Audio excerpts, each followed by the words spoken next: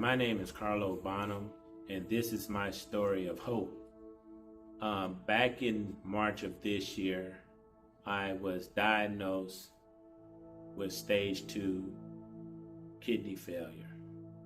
I didn't know that I had kidney failure at the time, but I knew something was wrong. Throughout the day, I kept being real sleepy. And I told my wife about it, and she said, well, you probably need to go to the doctor. They ran the blood work, and they came back, and they said, well, you have stage 2 kidney failure. And me being who I am, I always been in good health. I always try to take care of myself, eat the right things, exercise and all those type of things. So I was kind of taken off guard when she told me. At that point, she said, well, you at stage 2, come back, see me again in a month, because sometimes the tests can go left or right. So I went back within a month or two, and they ran another test, and it was at the same thing. When I was reading, it said that the next stage was stage 3, which you can start going into dialysis state. That's when it got serious.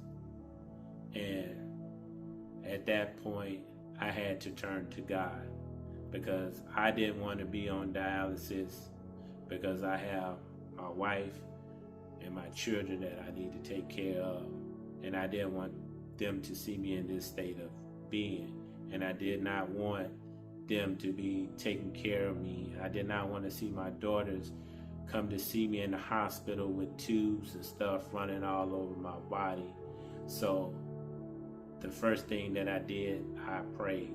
I remember at our church at Restoration Place, one Sunday morning, Pastor Dexter was preaching about boldness and how you need to be bold with your prayers. It's not that you being arrogant or anything to that nature, but you just believe in what you're praying for.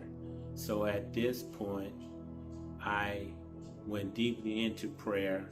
So I remember at Restoration Place, this song we always sing, I Trust in God.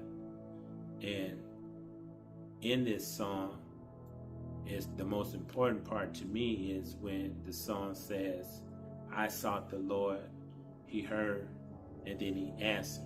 Those words kept resonating in my spirit. This brought hope to me until you're in this situation where it's only you and God is having this conversation. That's when your heart is at its dearest, and you have no other place and no other person to turn to but him. So I went back to the doctor. The doctor said, well, we're gonna have to probably get you prepared for dialysis if things doesn't change.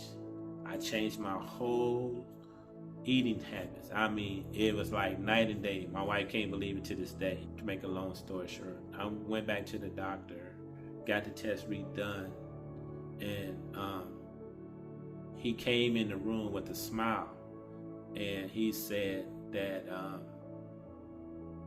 I know you're here for your results, and I don't need to see you again for another year. I'm like, another year? And he said, yes. He said, because I don't know what happened, but you got a complete turnaround in your diagnosis. And when I tell you that it was only God, it was only God. I'm just so ecstatic. I'm so happy that God listened and he heard my cry. I called out to him. He heard me and he answered. And it's hard for me to talk about it without crying, because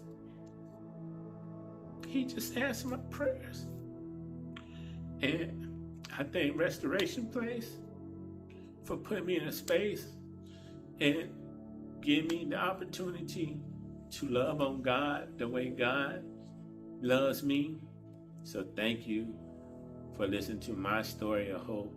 And if He done it for me, He surely can do it for you.